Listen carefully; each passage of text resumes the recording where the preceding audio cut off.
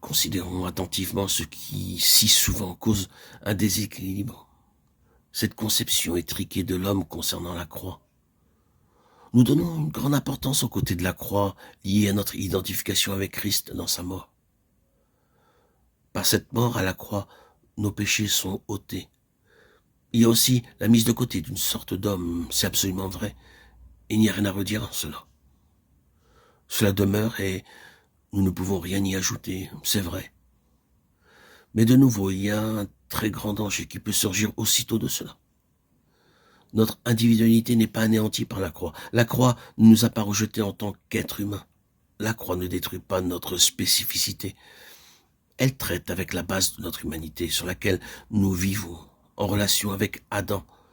Mais elle ne nous détruit pas et nous devons être très prudents pour ne pas introduire la croix dans des domaines où elle est supposée ne jamais devoir être portée. Certaines personnes semblent penser que saisir ce que représente la croix dans notre identification avec Christ en sa mort et son ensevelissement signifie que d'une manière ou d'une autre nous devons disparaître de l'univers sans ne jamais plus paraître ou être reconnus ou ressentir quelque chose. Et qu'il doit y avoir une sorte de vacuum entre notre existence même et ce monde. Que nous devons marcher comme si nous n'existions plus du tout. La croix n'est pas le moyen de favoriser l'ascétisme, ni de l'introduire. Vous pouvez introduire la croix dans un domaine qui est faux. Permettez-moi de répéter que notre personnalité et notre individualité ne sont pas touchées par la croix dans le but de les détruire. Maintenant, vous devez vous asseoir et réfléchir. Comment ces choses doivent-elles être équilibrées? Je fais ces remarques préalables parce que nous allons aborder une question très importante. Il nous faut ensuite corriger une autre conception erronée. Je fais référence à la croix. Maintenant, je me réfère au corps de Christ.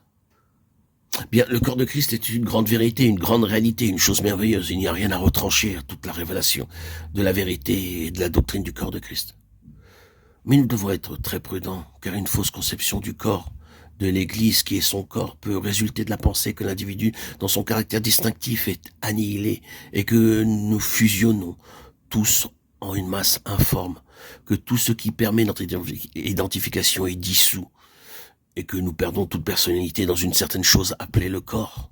Or, Paul lui-même, très prudemment, parle de l'erreur d'une telle pensée. Si tout le corps était œil, s'il était tout oui, 1 Corinthiens 12, 17. C'était sa manière d'aborder ce danger, le péril de supposer que le corps entraînerait un agglomérat conduisant à la perte de l'individualité distinctive.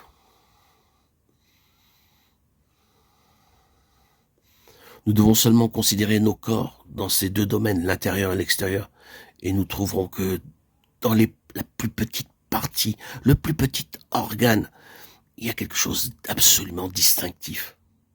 Chacun a une forme distincte et une fonction distincte, quelque chose qui lui appartient.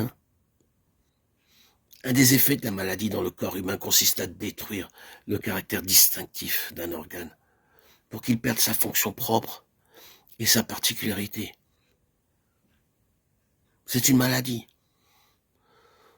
Nous devons donc ajuster nos concepts concernant le corps.